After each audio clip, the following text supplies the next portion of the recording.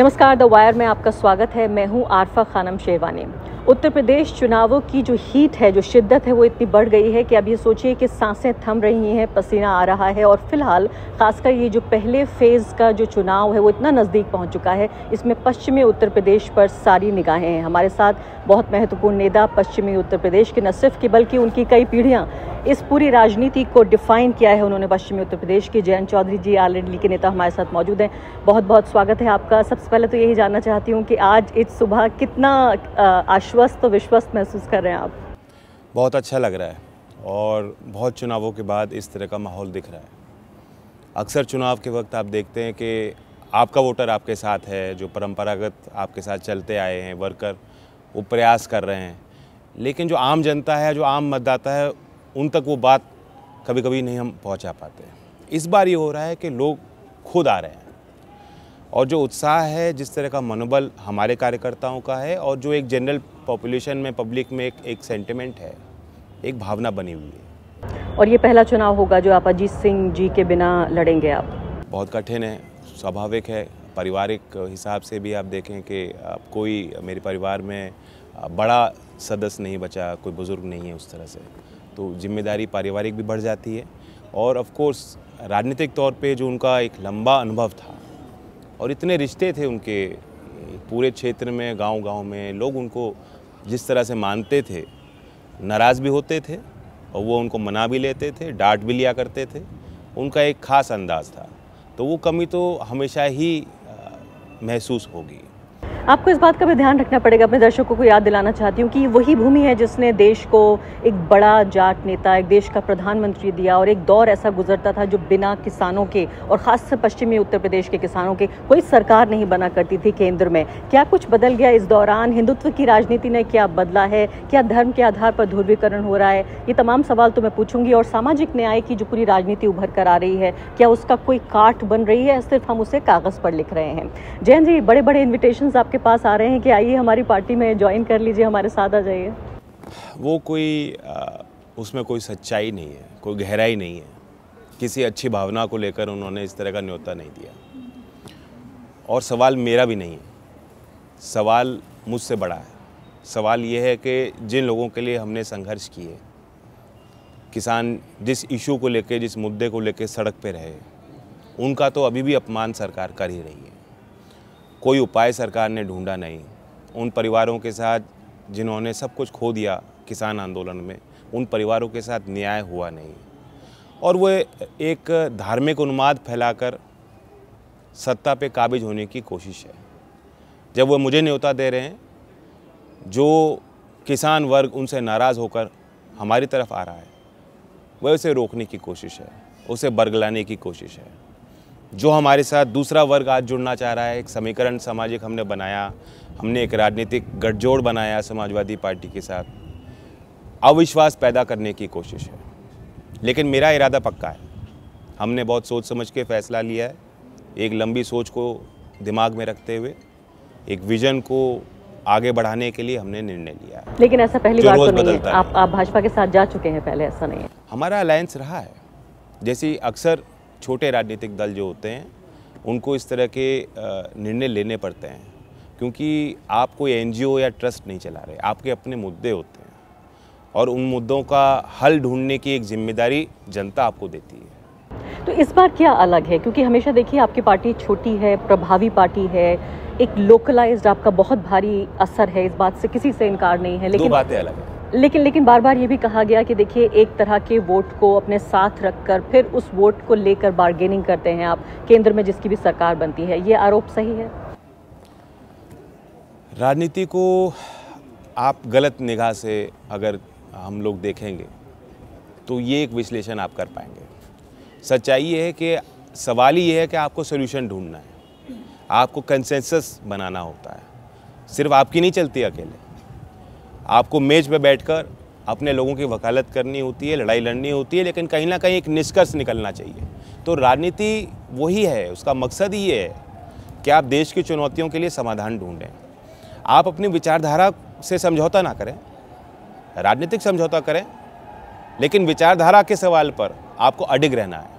और आज यही दो बातों का फ़र्क मैं आपको बताना चाह रहा हूँ कि जो हमारे मूल मुद्दे हैं, बीजेपी के पास उनका कोई उपाय नहीं।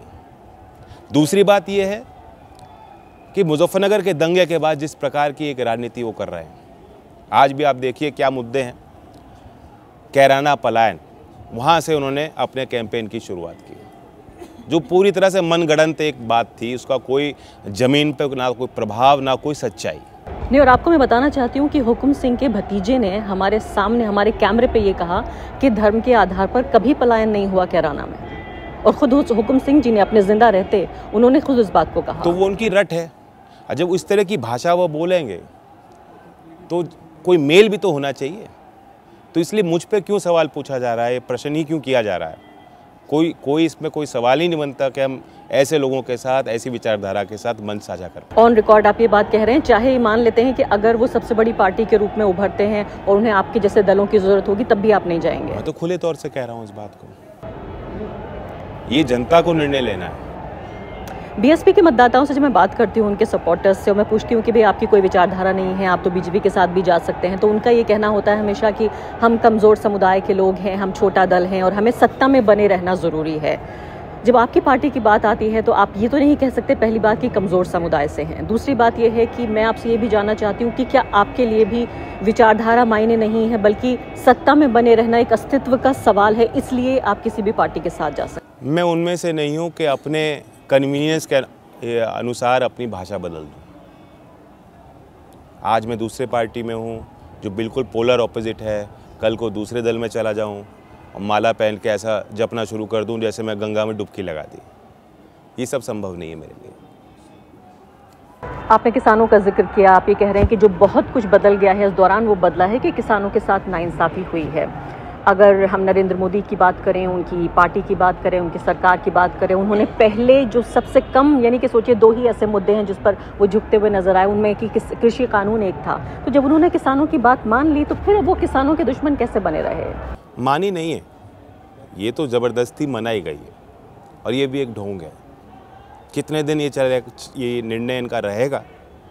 आपने देखा कि बीजेपी के सीनियर नेता रहे और आज राज्यपाल हैं, जिस तरह से उन्होंने खुलासे किए हैं उससे ये तो पता लगता ही है कि इनके अंदर क्या सोच है, क्या थॉट है, क्या चर्चाएं चलती हैं। बीजेपी के सीनियर नेता कह भी चुके हैं कि चुनाव बाद जो है हम दोबारा वो कानून लाएंगे। तो संकट की घड़ी तो आज भी किसानों पे है, और सिर्फ कानून का भी सवाल नहीं, 3 कानून खराब थे, उनमें कमियां थीं, उसका विरोध हुआ, सरकार को मानना पड़ा। सवाल ये भी है कि जो एक आर्थिक संकट खेती कर रहे सभी परिवारों का जिसको सामना करना पड़ रहा है, उसका भी तो हल निकलना चाहिए कुछ। आप ही कानून लाए थे, आप ही ने वापस कर लिए। 1 साल हमने ही तो खोया है, 13 महीने हमने तो अपने बर्बाद किए। किसानों का तो समय खराब हुआ, हम तो वापस आपने वहीं खड़े कर दिए। हल तो कोई निकाला नहीं है। आप ही के इलाके के एक बहुत वरिष्ठ नेता ने मुझसे कहा था, जब मैं आपके इलाका विजिट कर रही थी, उन्होंने कहा कि देखिए कृषि कानून जब तक वापस नहीं हुए थे तब तक किसानों में भारी गुस्सा था, लेकिन कृषि कानून वापस होने के बाद वो गुस्सा नाराज़गी में तब्दील हो चुका है, यानी सॉफ्ट हो चुके हैं किसान। नहीं, ऐसा नहीं है। हमारे लोग निश्चय करते हैं और मैं मानता हूं कि हमारे क्षेत्र का जो मिजाज है लोगों ने ठान लिया है। और दूसरे भी फैक्टर्स हैं, लोग चाहते हैं कि आरएलडी को ताकत दें। लोग जानते हैं कि बीजेपी को ताकत देंगे तो फिर दोबारा वही दिन देखने पड़ेंगे। मतलब अविश्वास है, गहरा अविश्वास है। और आज के जहां हम बैठे हैं यही गाजीपुर बॉर्डर करीब है, और आज 1 साल पूरा हो गया। 28 जनवरी पिछले वर्ष जो रात कल की बीती है, इसी रात पे जिस तरह का संकट था, उस घड़ी को भी लोग नहीं भुला पाए जो चौधरी अजीत सिंह जी का उस समय योगदान था। तो वो भावनाएं भी लोगों की जुड़ी हुई हैं और लोग विश्वास कर रहे हैं कि हाँ, आरएलडी का मतलब अगर हमें ताकत देंगे तो किसान और युवाओं के साथ न्याय होगा, उन पे लाठियाँ नहीं चलेंगी, उनकी सुनवाई होगी। जयंत जी, मैं यहाँ पे सवाल आपसे एक विचारधारा के स्तर पर भी पूछना चाहती हूँ कि अभी जो 2-3 हफ्ते में पॉलिटिक्स उभर के आई है वो ये है कि देखिए एक धार्मिक ध्रुवीकरण या एक हिंदुत्व की बड़े छाते में सारी पिछड़ी जातियों को लेने का जो एक प्लान था भाजपा का, उसके जवाब में समाजवादी पार्टी और आपके अलायंस ने एक तरह से एक सामाजिक न्याय की राजनीति, एक पिछड़ों की राजनीति को आपने पेश किया है। क्या ये कहना सही होगा? जो भी मुख्यधारा में नहीं है, सरकार की जिम्मेदारी बनती है कि उनको ऊपर उठाना, और उसके लिए संविधान ने हमें अधिकार भी दिए और उसको नज़रअंदाज किया नहीं जा सकता। जो पूर्व की सरकारों में पक्षपात के आरोप लगाकर आज काबिज हैं सत्ता पर, उनका रवैया बेहद ख़राब है उन वर्गों के लिए। ना उनको सम्मान मिलता, ना उन्हें काम मिल पा रहा। तो इसलिए हमारी जो सरकार बनेगी, हमने तय किया है कि सामाजिक न्याय एक बड़ा पिलर होगा, हमारा स्तंभ होगा। और मुख्य धारा में इन लोगों को, जो गरीब हैं, वंचित समाज के लोग हैं, जो एससी है, माइनॉरिटीज़ हैं, उनको लाने के लिए हम बेहद प्रयास करेंगे। क्या आपको मालूम है कि अगर आप जब पिछड़ों के कंसंट्रेशन की या उनके एक तरह से ध्रुवीकरण की बात करते हैं, तो आपको पता है कि दूसरी तरफ उसके बरक्स अगड़ों का भी ध्रुवीकरण हो सकता है। हाँ, नहीं, मैं कह रहा हूँ सबका साथ होना चाहिए, सबको साथ लेके चलना होगा। आपके राजनीतिक प्रतिद्वंदियों के साथ, आपके राजनीतिक प्रतिद्वंदियों के साथ अगर आप कहते हैं कि इधर पिछड़ों का, मैं अगड़े और पिछड़े की बात में मैं नहीं विश्वास रखता, ना मैं फंसना चाह रहा हूँ। सवाल ये है कि आपकी जिम्मेदारी है कि जो वंचित लोग हैं आप उन्हें बढ़ाएं। उसके लिए विशेष आप नीति बना सकते हैं, योजनाएं बना सकते हैं, आपका अधिकार है। संविधान ने ये मैंडेट आपको दिया, लेकिन ये करने से हम किसी और से कोई हक छीन नहीं रहे। अगर सामाजिक न्याय नहीं करोगे तो सामाजिक क्रांति होगी, जिसकी आंच में जो है सब तक पहुंच पाएगी, कोई उससे बच नहीं पाएगा।